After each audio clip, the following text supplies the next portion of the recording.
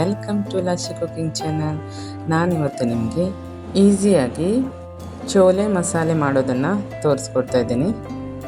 ಮೊದಲಿಗೆ ನಾನಿಲ್ಲಿ ಒಂದು ಕುಕ್ಕರ್ ಪಾತ್ರೆನ ತಗೊಂಡು ಅದಕ್ಕೆ 1 ಕಪ್ಪಷ್ಟು ಕಾಬೂಲ್ ಚನಾವನ್ನು ಸೇರಿಸ್ಕೊಳ್ತಾ ಇದ್ದೇನೆ. ಇದನ್ನು ನಾನು 4 ರಿಂದ 5 ತಾಸು ನೆನೆ ಹಾಕಿ ಸೇರಿಸ್ಕೊಂಡಿದ್ದೀನಿ.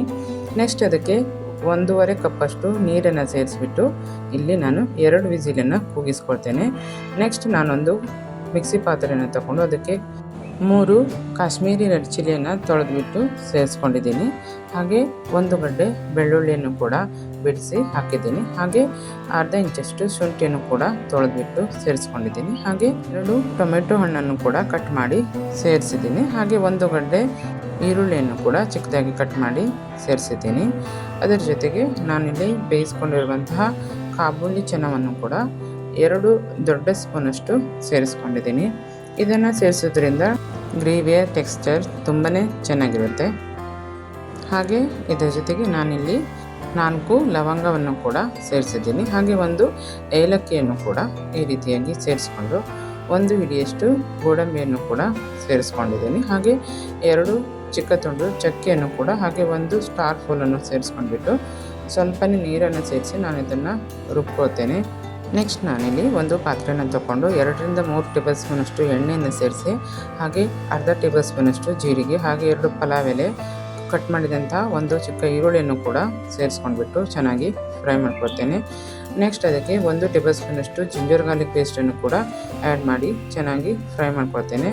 ನೆಕ್ಸ್ಟ್ ಹಾಗೆ 1 ಕಟ್ ಮಾಡಿರುವಂಥ ಟೊಮೆಟೊವನ್ನು ಕೂಡ ಸೇರಿಸ್ಕೊಂಡ್ಬಿಟ್ಟು ಅರ್ಧ ಟೇಬಲ್ ಸ್ಪೂನಷ್ಟು ಅರಿಶಿಣದ ಪೌಡ್ರು, ಅರ್ಧ ಟೇಬಲ್ ಸ್ಪೂನಷ್ಟು ಗರಂ ಮಸಾಲೆ ಪೌಡ್ರು ಹಾಗೆ ಚಿಟಿಕೆ ಇಂಗನ್ನು ಕೂಡ ಸೇರಿಸ್ಬಿಟ್ಟು ನಾನಿಲ್ಲಿ 1 ಟೇಬಲ್ ಸ್ಪೂನಷ್ಟು ಅಚ್ಚ ಖಾರದ ಪುಡಿಯನ್ನು ಕೂಡ ಸೇರಿಸಿದ್ದೀನಿ.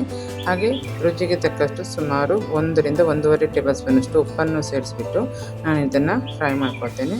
ನೆಕ್ಸ್ಟ್ ಅದಕ್ಕೆ ರುಬ್ಬಿಟ್ಕೊಂಡಿರುವಂಥ ಮಸಾಲೆ ಪೇಸ್ಟನ್ನು ಕೂಡ ಇದಕ್ಕೆ ಸೇರಿಸ್ಬಿಟ್ಟು ಎಣ್ಣೆಯಲ್ಲಿ 1 5 ನಿಮಿಷ ಚೆನ್ನಾಗಿ ಫ್ರೈ ಮಾಡ್ಕೊಳ್ತೇನೆ.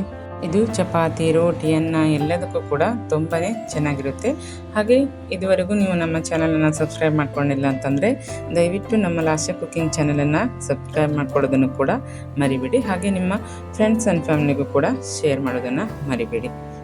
ಹಾಗೆ ನೆಕ್ಸ್ಟ್ ಇಲ್ಲಿ ನಾನು ಇದಕ್ಕೆ 1 ಟೇಬಲ್ ಸ್ಪೂನಷ್ಟು ಧನಿಯಾ ಪೌಡ್ರನ್ನು ಕೂಡ ಸೇರಿಸಿದ್ದೀನಿ. ಅದರ ಜೊತೆಗೆ 1/4 ಟೀ ಸ್ಪೂನಷ್ಟು ಗರಂ ಮಸಾಲೆ ಪೌಡ್ರನ್ನು ಹಾಗೆ 1 ಹಿಡಿಯಷ್ಟು ಶೇಂಗಾವನ್ನು ಕೂಡ ಸೇರಿಸ್ಕೊಂಡಿದ್ದೀನಿ. ಇದೆಲ್ಲವನ್ನು ಸೇರಿಸಾದ ನಂತರ ಅರ್ಧ ಟೇಬಲ್ ಸ್ಪೂನಷ್ಟು ಬ್ಲ್ಯಾಕ್ ಪೆಪ್ಪರ್ ಪೌಡ್ರನ್ನು ಕೂಡ ಸೇರಿಸಿದ್ದೀನಿ. ಇವೆಲ್ಲವನ್ನು ಸೇರಿಸಾದ ನಂತರ 1 ನಿಮಿಷ ಫ್ರೈ ಮಾಡಿಬಿಟ್ಟು ನೆಕ್ಸ್ಟ್ ಅದಕ್ಕೆ 1 ರಿಂದ 1.5 ಕಪ್ಪಷ್ಟು ನೀರನ್ನು ಆ್ಯಡ್ ಮಾಡಿ ನಾನು ಅದನ್ನು ಕುಕ್ ಮಾಡೋದಕ್ಕೆ ಬಿಡ್ತೀನಿ. ಈ ರೀತಿ ಕುಕ್ ಮಾಡಿಕೊಂಡ್ರೆ ಸಖತ್ತಾದಂಥ ಒಂದು ಚನಾ ಮಸಾಲ ರೆಡಿ ಆಗುತ್ತೆ. ನೀವು ಕೂಡ ಇದನ್ನು ಮನೆಯಲ್ಲೊಮ್ಮೆ ಟ್ರೈ ಮಾಡಿ ಅಂತ ಹೇಳ್ತಾ ನಮ್ಮ ವಿಡಿಯೋ ಇಷ್ಟವಾದರೆ ಒಂದು ಲೈಕ್ ಮಾಡೋದನ್ನು ಕೂಡ ಮರಿಬೇಡಿ.